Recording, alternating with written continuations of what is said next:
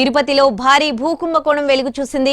నకిలీ పత్రాలు సృష్టించి వేల కోట్ల రూపాయల విలువ చేసే భూములను కాజేసే ప్రయత్నం చేసింది ఓ కుటుంబం.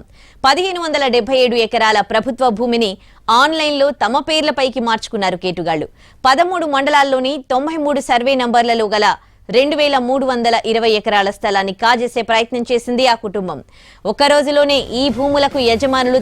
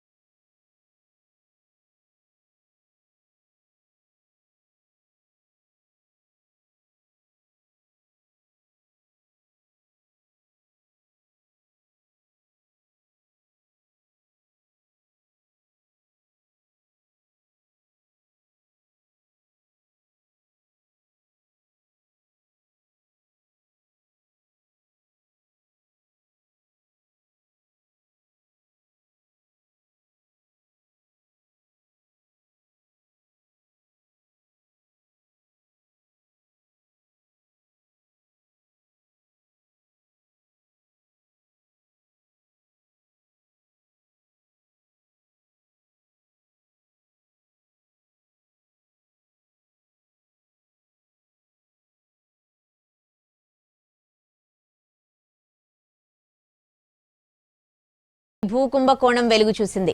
నకిలీ పత్రాలు సృష్టించి వేల కోట్ల రూపాయలు విలువ చేసే భూములను కాజేసే ప్రయత్నం చేసింది ఓ కుటుంబం. 1577 ఎకరాల ప్రభుత్వ భూమిని ఆన్లైన్లో తమ పేర్లపైకి మార్చుకున్నారు కేటుగాళ్లు.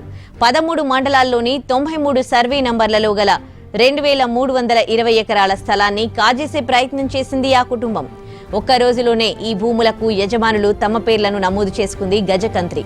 ఇక రంగంలోకి దిగిన సిఐడి అధికారులు ప్రధాన నిందితులైన మోహన్, గణేష్ పిల్లై, మధుసూదన్, రాజన్, కోమల, రమణలను అదుపులోకి తీసుకున్నారు.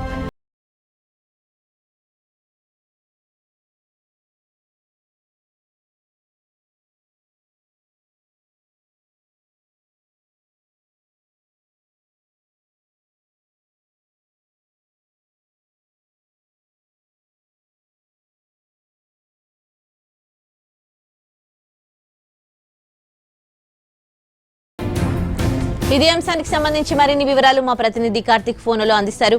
కార్తిక్, తిరుపతిలో జరిగిన ఈ భారీ భూ కుంభకోణం ఎలా వెలుగులోకి వచ్చింది? ఇప్పుడైతే ఎవరినైతే అదుపులోకి తీసుకున్నారో వాళ్ళందరూ కూడా ఒకే కుటుంబానికి చెందిన వాళ్ళ? ఇంత పెద్ద కుంభకోణానికి ఎలా ప్లాన్ చేశారు, ఎలా చేశారు అసలు ఇది? అంటే ఇది చాలా చాకచక్యంగా చేసినట్టుంది. ఎవరికి తెలియకుండా ఎటువంటి అనుమానం రాకుండా కూడా గత కొన్ని నెలలుగా కూడా ఈ వ్యవహారాన్ని అంతా నడిపిస్తున్నారని చెప్పుకోవచ్చు. ఒకటి కాదు, రెండు కాదు, దాదాపు 1577 ఎకరాల ప్రభుత్వ భూమిని మొత్తం కూడా ఒకే కుటుంబానికి చెందినటువంటి వారందరి మీద కూడా ఆన్లైన్ లో నమోదు చేసుకోవడం కూడా జరిగింది. దీనికోసం నకిలీ పత్రాలను కొన్ని వందల నకిలీ పత్రాలను సృష్టించి దాదాపు 2000 కోట్ల రూపాయలకు కూడా ఈ యొక్క భూముల విలువ అనేది కూడా తెలియజేస్తూ వస్తుంది. అయితే ఎవరికి కూడా తెలియకుండా చాలా సైలెంట్ గా చేయడం వల్లనే ఈ వ్యవహారం అనేది ఇప్పటివరకు బయటపడలేదు. అయితే ఎవరైతే ఒక రైతు ఇచ్చినటువంటి ఫిర్యాదు మేరకు పూర్తి స్థాయిలో ఈ యొక్క వ్యవహారాన్ని సిఐడి వెలికి తీసిందని చెప్పుకోవచ్చు. చాలా సైలెంట్ గా ఈ యొక్క ప్రక్రియ అంతా కూడా కొనసాగింది. గత కొద్ది రోజులుగా చేస్తున్నటువంటి సిఐడి ఈ యొక్క భారీ భూ కుంభకోణాన్ని బయటికి తీసుకుని వచ్చని చెప్పుకోవచ్చు. మొత్తం 13 మండలాల్లో 93 సర్వే నంబర్లో ఉన్న 2320 ఎకరాల స్థానంలో మొత్తం అన్నింటినీ పేర్లు మార్చేసి రిజిస్ట్రేషన్ కూడా ఆన్లైన్ లో చేస్తున్నారని చెప్పుకోవచ్చు. నిందితుల్లో ప్రధానంగా మోహన్, గణేష్ పిల్లై, మధుసూదన్, రాజన్, కోమల, రమణ వీళ్ళందరూ కూడా ఒకే కుటుంబానికి చెందిన వాళ్ళు. ఇక మరికొందరు ఏదైతే ప్రధాన నిందితురాలుగా ఉన్నటువంటి ధరణి అనే అతను కూడా పరారీగా ఉన్నాడు. ఇక్కడ మొత్తం 40 పత్రాలకు పైగా కూడా ప్రస్తుతానికైతే సిఐడి స్వాధీనం చేసుకోవడం కూడా జరిగింది. అయితే అసలు దీని వెనకాల ఇంకెవరైనా ఉన్నారా, లేదంటే పొలిటికల్ ఈక్వేషన్స్ లో భాగంగా జరిగిందా, లేదంటే జిల్లుకు వీళ్ళై ఇన్ని వేల కోట్ల భూములను కాజేయడానికి ప్రయత్నం చేస్తారా అన్నది. Right, thank you Karthik.